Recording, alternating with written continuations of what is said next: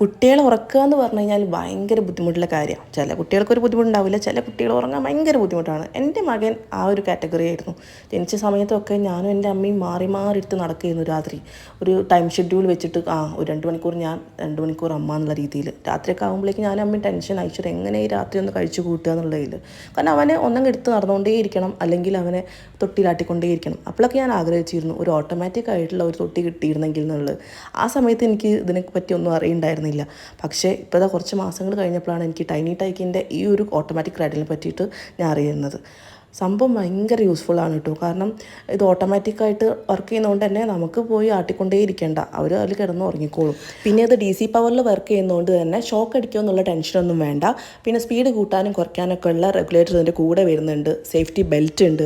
പിന്നെ നമുക്കൊരു 24 hours running capacity എന്ന് പറയുന്നുണ്ട് കേട്ടോ. അതുപോലെ തന്നെ 20 kg വരെയാണ് മാക്സിമം കപ്പാസിറ്റി വരുന്നത്.